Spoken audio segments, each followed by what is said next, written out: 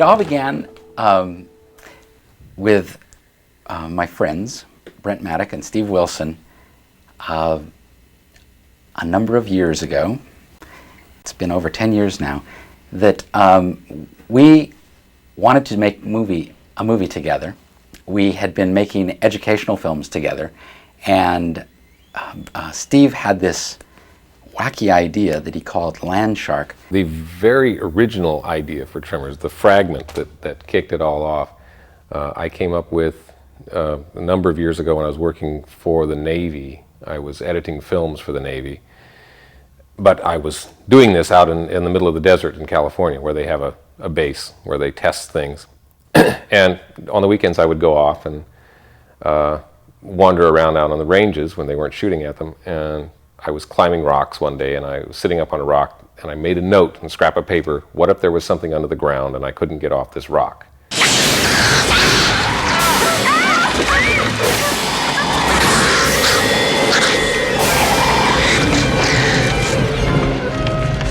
And that note just sat in a file folder then for a number of years, and later Brent and I sold Short Circuit, and our agent Nancy Roberts sat us down and said, okay, now get all those old ideas out of your file folders. And we got a number of them out, and she picked about 3 of them to really pursue and develop, and one of them was what we then started calling Land Sharks. After that time, actually, Saturday Night Live started doing the character Land Shark, so we dispensed with that title, that working title. And then it just went through many permutations after that. And we took the idea around to various studios and pitched it. And people would stare at us blankly and like, what kind of movie would this be with underground monsters that we called graboids? They didn't quite get it. It's because it's a tonal balancing act too. It was a hard movie to describe in a short paragraph or two. So Nancy encouraged Brent and Steve to write the screenplay so that we would have something on paper to actually show people that we did have an idea about what this movie would be like. And Nancy took it to Gail Ann Hurd, who executive produced the movie, and she responded to the material immediately, and she came out of low-budget filmmaking as we all did, so she really understood that we knew how to make this kind of movie. And the idea for the movie came from a very low-budget idea to take a monster that's invisible most of the movie because it's underground. And so we, with Gail, we went to Universal Studios, and overnight, literally, they said yes. Since this was our first feature, we really, Steve and I as producers, we were involved with everything, with casting, with finding the locations, with the costumes, with really every aspect of the film. We bugged everybody about everything. Yeah, and it was fun. And I mean, Ron was great too. Ron was really gracious in having us be involved in a way that a lot of directors would not allow, producers to be. So it was fun. It was a real collaboration, and it worked well. And I think one of the things we had to learn in the process of making the film was there was only so far we could go. I think at some point you got to step back and let Ron direct the movie. Yeah. One of the first people that Gail Ann Hurd introduced me to in this film was our production designer, the person we had as our production designer, Ivo Cristante, and he became just such a phenomenal asset for the making of the movie. He brought so much in terms of his designs, and he's also a wonderful, has great mechanical effects knowledge also. So he was very instrumental in the creation of the buildings and the sets to work in a effects way, which was great. Ivo, we started searching for a location for the movie, and we went throughout the western United States. And it was very difficult finding the location, the right location for this movie, because we needed a valley, a desert floor that was surrounded by mountains, that had a cliff down to a lower plane at one end of the valley. And that was a hard group of variables to find in a movie-friendly place, somewhere that would be close enough to hotels and all the things you need to make a movie. And also we needed rock formations, interesting rock formations that would provide safety for our characters. We found a location south of Lone Pine, about 30 miles south of Lone Pine. And it turned out great. Ivo Cristante, our production designer, went in there with typical enthusiasm and built this whole town and made it look old. You know, we even paved a little section of this tiny little dirt road that was there. I mean, absolutely everything was built. And Ivo had 2 months to build this entire town. And he had a great crew. They worked very quickly. And he designed the centerpiece of the town, Pham Van's store. It was originally called, later changed to Chang's when we cast a Chinese actor instead of a Vietnamese actor. And it was built to collapse and go back together immediately for take 2, which was a really wonderful design where the roof could fall apart and we could take it apart in stages as much as we wanted. What do you think?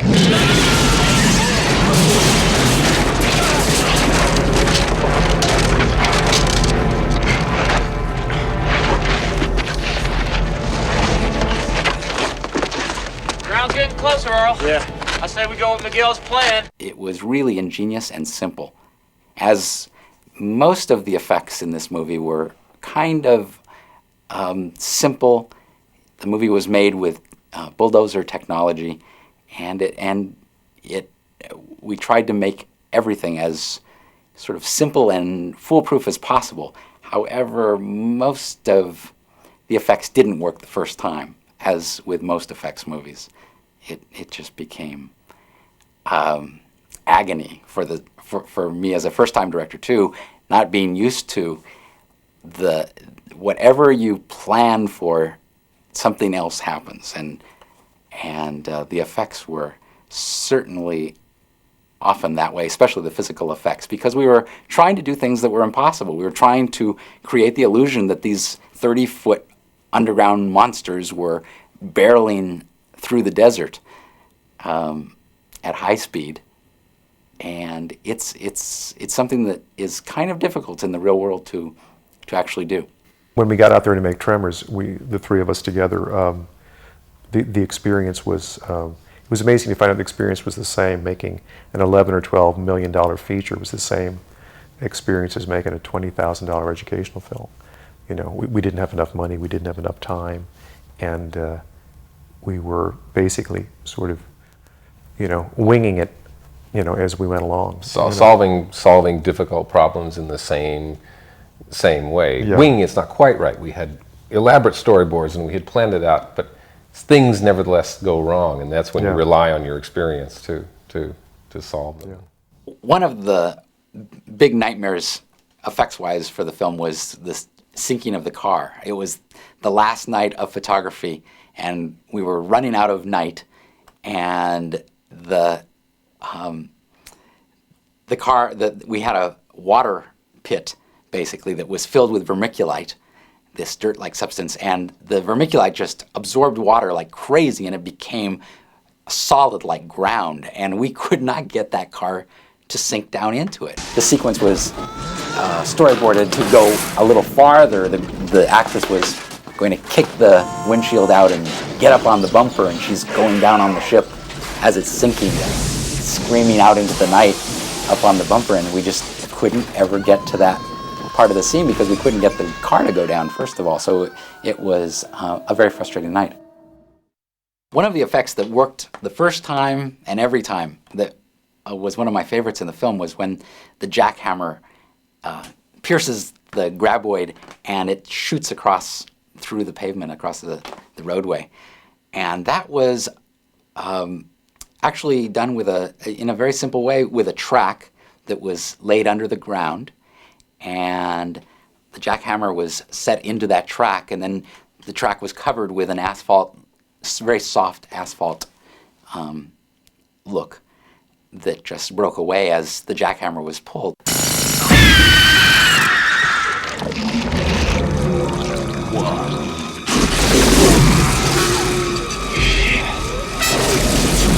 Another one that actually worked, though, was the moving hump that went throughout the desert and was racing toward Kevin Bacon at the end of the film at the cliff. And that was a simple technique that was just a trough dug by a tractor out in the desert.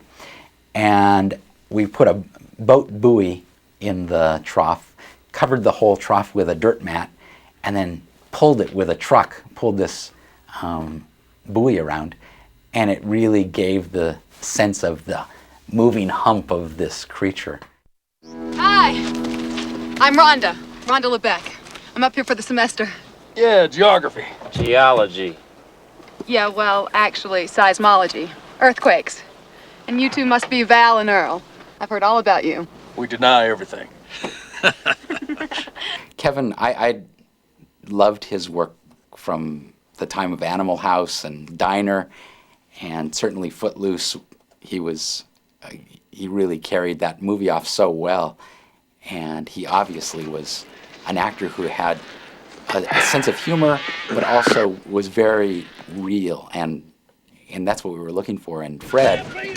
I loved him from The Right Stuff and Escape from Alcatraz. The film that I thought actually showed me Fred was so right for this more than anybody was Euphoria. A little scene film, but he played a character in it that I just thought, whoa, this guy is Earl. Earl Bassett needs to be played by Fred Ward. And we were so lucky that he immediately responded to the script, and he and Kevin it was a match made in heaven. Finn Carter was someone who came in to read for the part. I really wasn't familiar with her work, but she just blew us away. Michael Gross was the last person I would have thought for originally for Burt Gummer at the time, because he had been playing the father on Family Ties at that time. He had just done the FBI Murders, but I hadn't seen that TV movie that showed a very different side of Michael.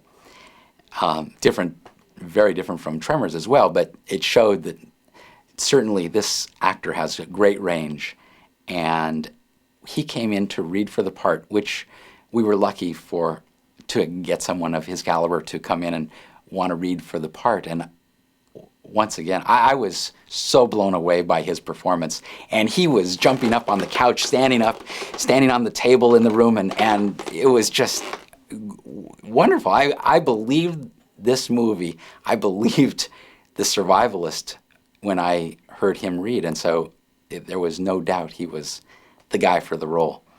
And Reba McEntire was someone who the executives at Universal, Jim Jackson, Casey Silver, said, there's this country singer, Reba McEntire, you probably know her, she wants to get into the movies. I thought, oh my God, that's the last thing I need as a non-actress for the movie, because this is my first movie and I really wanted good actors in all the parts. But I said, if she'll come out and read for us, I mean, there's no reason not to read her.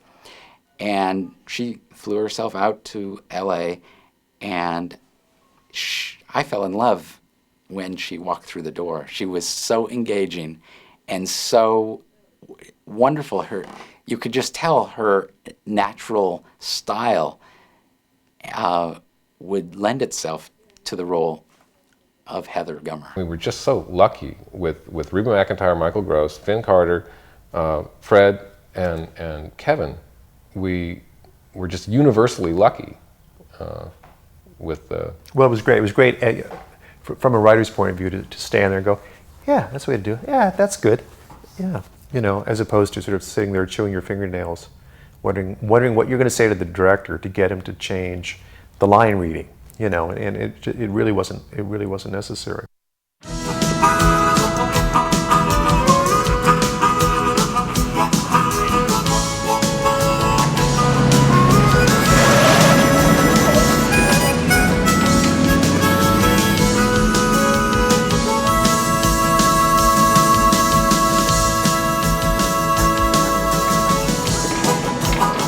Alexander Grzinski was the director of photography on the film, and we wanted a kind of warm feeling throughout, and to picture perfection as, although kind of run down and it had seen better days, it was kind of a romantic place.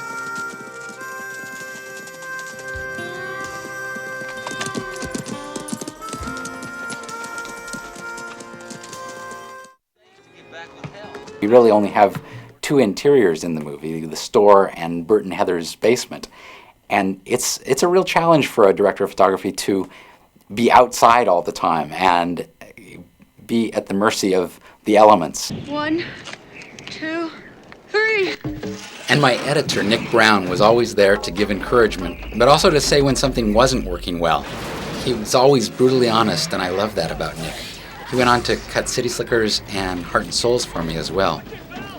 An action sequence is really made in the cutting room out of many little pieces of both first unit and second unit photography.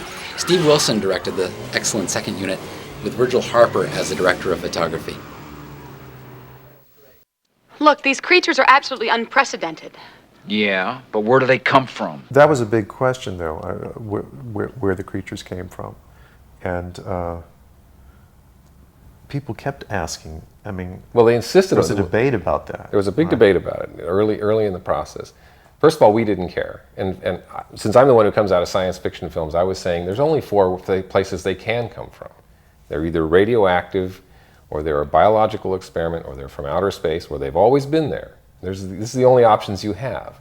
So I didn't want to say it. And I said, in fact, I'll go one better. Let's just say all of them. Doesn't matter where they come from. Yeah. It was a no-win situation to answer where they come from, really, for me, because there are only the standard few places. Where can they come from? Radiation, outer space. I mean, we've heard them all.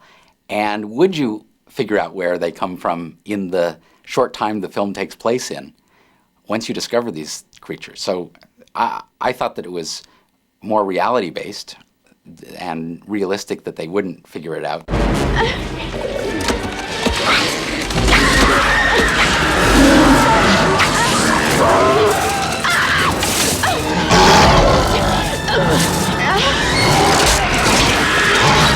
When we first got involved with Gail Ann Hurd, she had worked with these makeup effects guys who turned out to be brilliant and a godsend for the making of Tremors, Alec Gillis and Tom Woodruff. I think in the script they went so far as to describe that they have multi-pieced mouths and these snake-like tentacle tongues that come out, and beyond that we were sort of given some free rein. Whenever we're designing a creature, even if it's some kind of a fantastic monster, we really like to go to research books of real animals, looking at forms and details like skin texture, coloring, even the way an animal moves, and so it has some sort of basis in reality. If there's no reality, if it's all completely made up, completely fantastic, there's sort of an unreal quality to it that's hard to get over.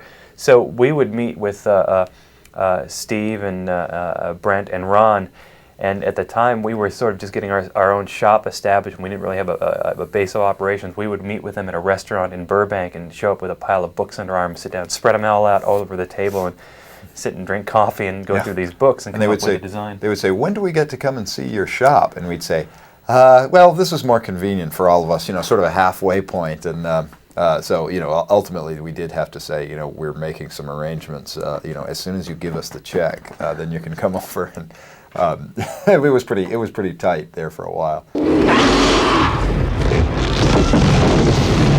They needed to be able to move fast, and they needed to hunt by sound, and they needed to be big enough to eat a number of people, so you didn't think, well, gee, you ought to be full by now. And beyond that, and there were certain sort of obvious things, the cigar shape, and we did come up with the idea of the spikes on the sides, that we felt like this is how they would push them. I had read somewhere that earthworms push themselves with these stiff hairs on their sides, so I thought, okay, we'll incorporate that. Yeah, it must push itself along with these. All of them pushing at once. That's why it moves so fast. Yeah, we had an early concept that we loved, so to speak. that had the whole worm, the whole inside of a worm would kind of extrude out of this big blubbery outer mass, and we just saw it as this kind of weird, yucky quality of motion, and we did some sketches and sent them over to Steve, and he passed them on to Gail, and then we got a call back from someone in Gail's office. The sketches had been going around the office, and he just said, "What are you guys designing? There's just something that's just way too phallic about this symbol." And then we stopped and thought, "Oh yeah, we were calling it a turtleneck, and they were calling it a foreskin." Yeah, Gail said that when we would fax the drawings over, all the women in the office would pass them around and giggle. So we kind of changed our tact there a little bit. I really wanted something different in the mouth, but I didn't go much beyond that. We describe, there's a line in the script, and you can probably find it. It says something about the mouth opens like a grotesque flower. So we started thinking about that and thinking that kind of implies almost a bending kind of muscular action, and what we did not want to do was repeat what had been done in Dune, because in Dune they sort of the sandworms were like earthworms, sort of more muscular, and they seem to be kind of like a long muscular tube rather than anything with a skeletal structure or armor plating and so on. So we decided that the tact we would take would be from as realistic a standpoint as possible, that if a creature were to be swimming through sand or dirt, it would need a pointed armored head so that it could push that matter away, and then the rest of the body then would have some sort of muscular action. But the idea was that they would speed through the dirt like killer whales.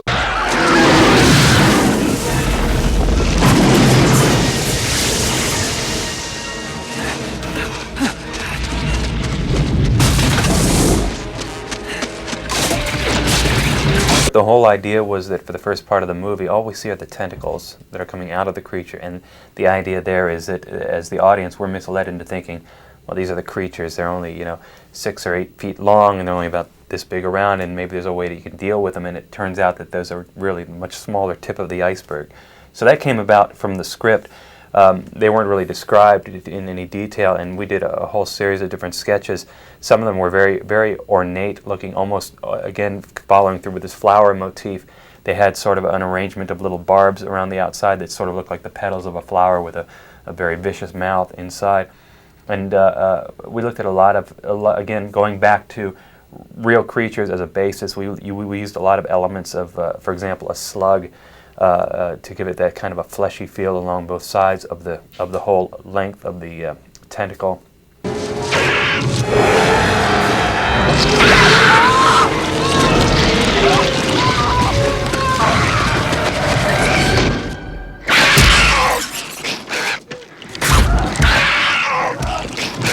For the tentacles, we had mechanical versions of those. I think we had 3 full-length mechanical versions, and then we had a slightly shorter version, which we called our attack tentacle, that had a little tighter control over it. And that was the one that we always had leaping at Kevin Bacon, or just barely missing him when it was coiling around and trying to strike.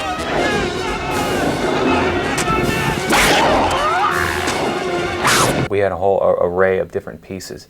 And the worm never really existed full scale, with the exception of the dead body of the creature that has crashed into the retaining wall when it's chasing Val and Earl across the desert. Hey, check this out! I found the ass end! Jesus, we really caught something here! And Brent Maddock, one of the writers, he's a real practical guy. We were describing all the pieces we would make and the mechanics that would be inside them, and he said, "Okay, that's good, but what about a hand puppet? Don't you think we should have a hand puppet?" And we sort of said, "Okay, we'll have a hand puppet," and we used that hand puppet more than we ever expected. Art Brewer was the special effects supervisor on the show, and he built a hydraulic rig that would bring our worm puppets up from underground.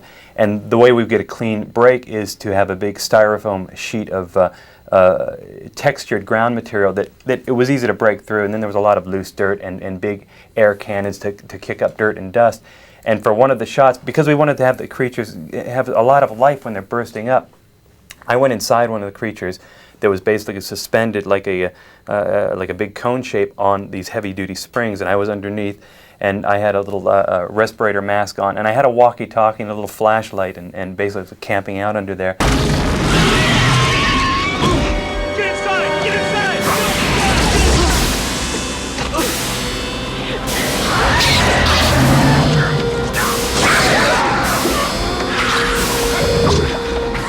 Walter Chang Gets Eaten was an example of where we really overlapped with Art Brewer.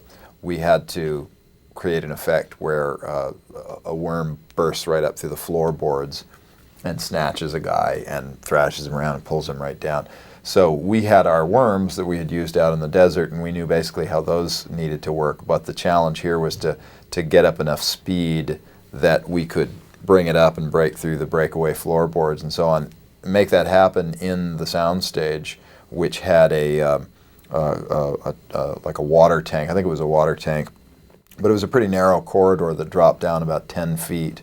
So what Art came up with was a track that a dolly rode on with a boom arm on it, and we mounted our worm on the end of that boom arm, and about 10 of us pushed that dolly as fast as we could, and then levered the arm up right at the last minute, so we got a lot of good speed and upward momentum. 1, 2, 3, action!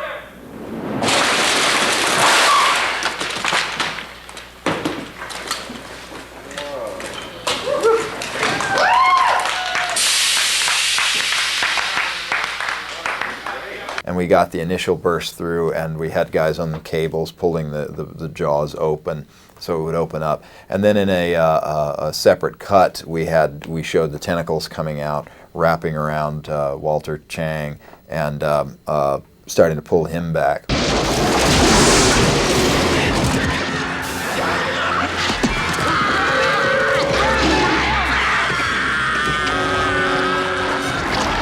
We had a bicycle seat rigged inside the mouth of the creature so that the actor could sit on that comfortably inside the gullet. And I think he was about up to his chest or his waist or so. And we had a fake leg that we made for him that stuck out the side of the creature so that it would look like things had just been broken into an awkward way, and that it looked like one leg was swollen and the other leg was broken and pushed out to the front, and we had the tentacles wrapped around him.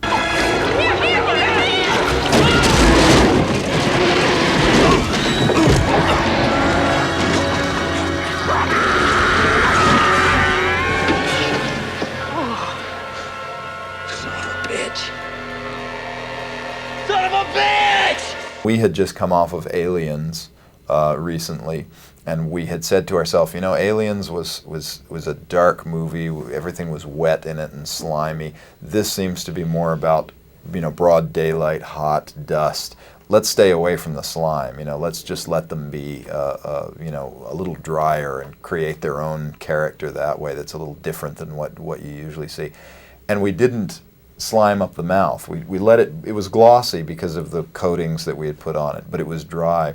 And we saw it in the dailies, and the editor had remarked that it looked kind of like it was painted with nail polish.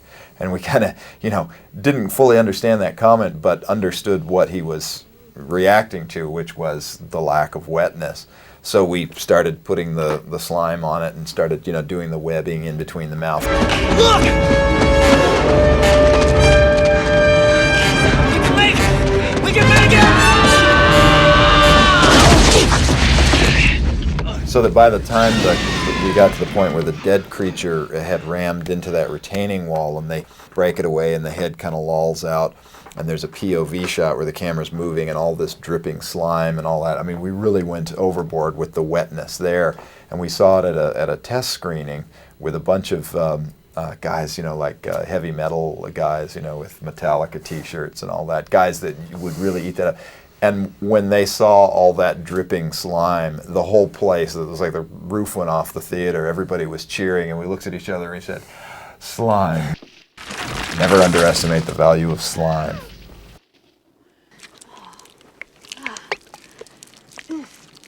We also did a lot of guts. we would provide the intestines of the creatures to the physical effects crew, and they would load them into their air mortars or, you know, whatever their charges were to blow them sky high. And we had guts for shots where people were, you know, pelted by a storm of guts, which was a pretty funny moment in the script where the obnoxious kid gets whacked in the face by a big piece of intestine. And we made those, a lot of those were made out of cotton batting stuffed into pantyhose and soaked in our methyl cell slime, orange-tinted methyl cell slime. We also got some pumpkin pie filling, and filled it up, you know, for an extra little squishy, splatty effect.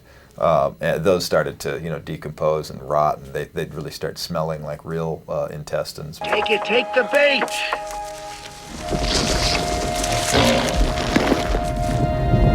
Yeah, all right, all right. Yeah. Look at it! Yeah! Oh. Yeah! All right! Good one,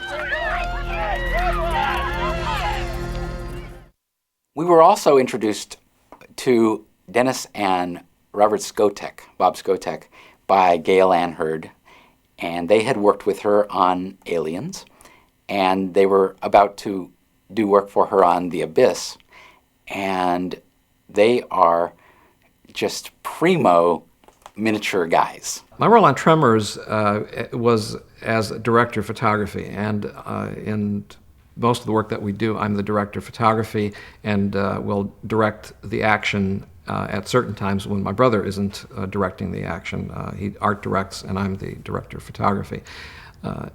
During Tremors, there was a lot of very difficult lighting challenges in very specific areas that, as a director of photography, I had to deal with. And among them were matching to the live action's lighting, which in a lot of cases was the sun, was outdoor sunlight, which is a challenge. It was so hot, and we were shooting in the summer. I remember it was 109 outside, and one particular day we were shooting, and I had to squeeze up behind the back of the set and work on the backdrop.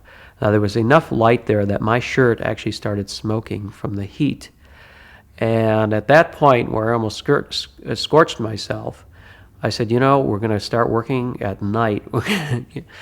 So we started coming in the evening and working through the night, and the rest of that job was shot at night when it was much cooler outside, because we could not tolerate the heat on the set from our lights combined with the outside temperature. Alec Gillis and Tom Woodruff's company built the creature miniatures for the film.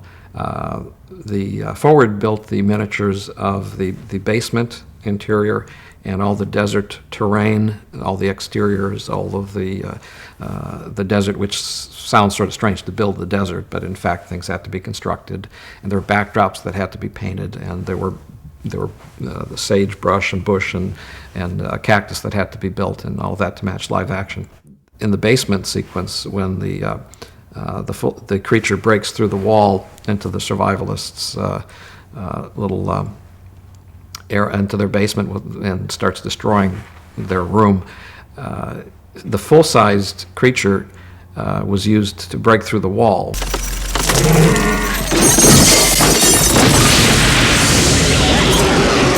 It was determined that to get all of the shots that were necessary, we had to do it in miniature. For example, there's a scene where the worm swings up and hits into the ceiling of the basement and breaks some ceiling tiles off. In that particular scene, that was done as a miniature, as a quarter-scale basement that was built fully to match the live-action set. And in that case, we were again able to do the things that the full-size couldn't do. The full-sized worm was not quite as long as that, and would never reach up that far that fast to do it, and that's where we were able to help them out. We had this situation with the basement with a lot of pieces that had been dressed in by the art department. And of course, for the art department to acquire magazines and a shell loader and And these various kinds of toolboxes is one thing that's an off-the-shelf item you set on the table. Of course, when we come in, any one of those items could be very terrifying to build and require weeks and weeks of work. One such item was a stool, just a standard like a bar stool, and it was sitting off in the corner. Well, we didn't want to not make it because we knew it was going to be a difficult piece to make, so we included that as in the miniature. And it turned out we had spent 2 weeks. I've spent 2 weeks building this thing myself, so I don't even know what the cost of making that one prop was. Probably more than some of the low-budget movies made in Hollywood. But one of the things that came up with that stool is that after the way the shot was originally set up, that chair was going to be knocked over by the creature and actually get hit during a take. And we thought, well, it's going to take us 2 days to repair this chair if it falls down. So we talked to Ron, and we said, we've got this really terribly expensive stool. Would it be a really bad thing if it was off on the corner and didn't have to get hit by the creature? He said, no, if it's an expensive chair, it can be off on the side. I don't want to see your chair get hurt. So that's what we did. We did an odd shot where we matched a live-action, full-sized person's feet with our miniature, and we did it all as a in-house kind of thing. We did an insert of what would have been Michael Gross's feet as he drops a gun. A gun falls to the floor, and then the camera does a whip pan onto the creature. And this was a proposal that we came up with, and Ron seemed to like it, so we gave it a try, and the shot worked out quite well. But we do a whip pan, and in the middle of that whip pan, there's a cut, and we go from one of our guys working for us, his feet, taking Michael Gross's feet, his place, and we dropped a gun on the floor, and then whip pan directly onto a miniature and do a matched cut.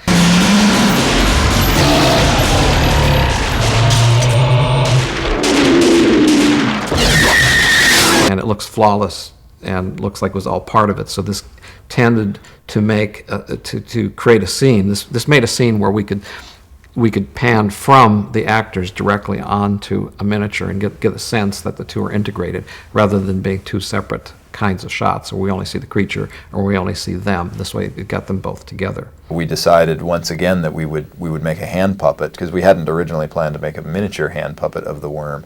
And what we did was we built a worm head that had cables that you could pull cables, and you could pull levers and open and close the jaw pieces, and that was on a handle so that you could get the head movement. And then we made the rest of the body cover your arm about up to here, and that was the one that was used for thrashing and crashing up into the ceiling and thrashing that around and dropping back down. The one thing we didn't have in our location of our needs was this cliff, this huge cliff face for the end of the movie, and set up at the beginning of the movie. And so we went to Illusion Arts, the matte painting company, and they did an incredible job at creating this the illusion that there were these cliffs at one end of the valley. And we relied on that, as well as the miniature cliffs at the end, which the creature actually burst through.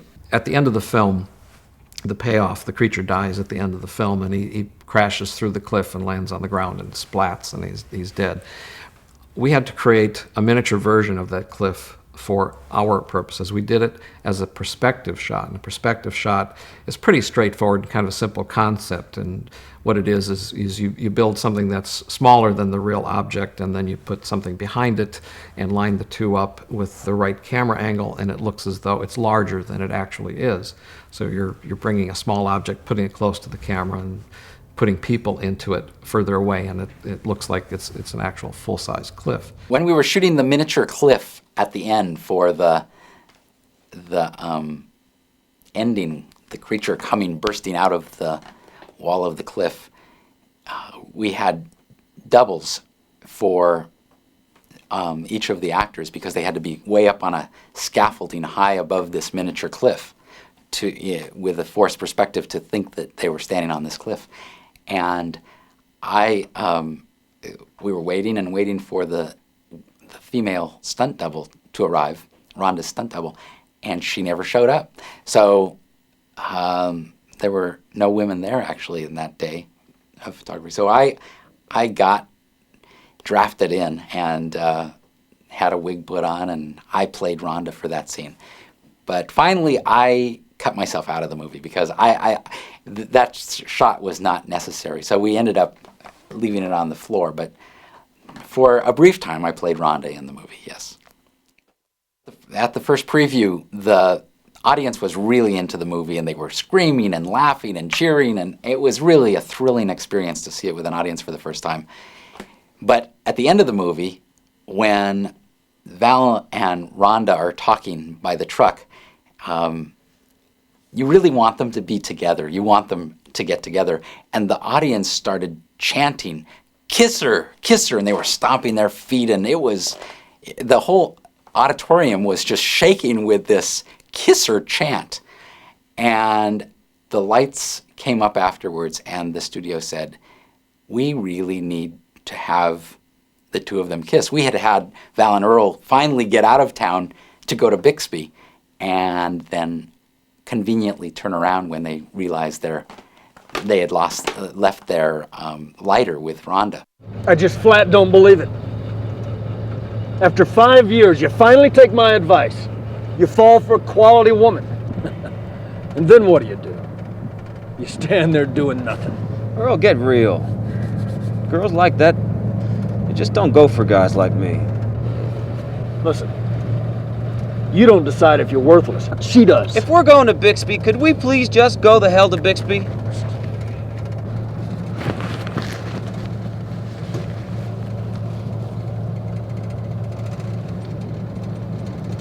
Hey, you know, I think that woman still has our lighter.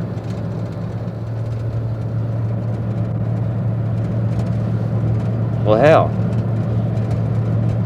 that's a good lighter.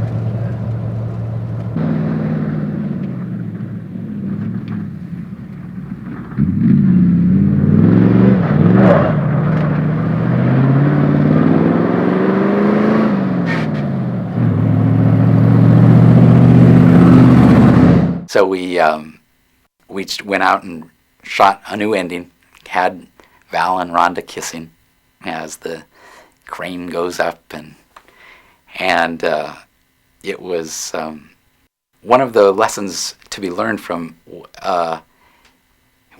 what can happen if an audience really loves your movie. It can turn it a different way, and maybe not a way that you want it to. Rhonda? Yeah? I just wanted to.